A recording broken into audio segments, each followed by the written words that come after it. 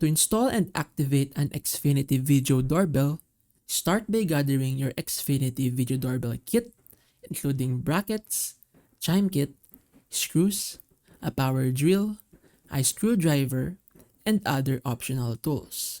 Begin by turning off the power to your existing doorbell at the circuit breaker and test to confirm it's off. First, install the chime kit by removing the chime box cover, attaching the chime kit wires to the terminal screws, and placing the kit inside the chime box before replacing the cover. For mounting, remove the old doorbell, disconnect its wires, and choose the bracket type that suits your surface.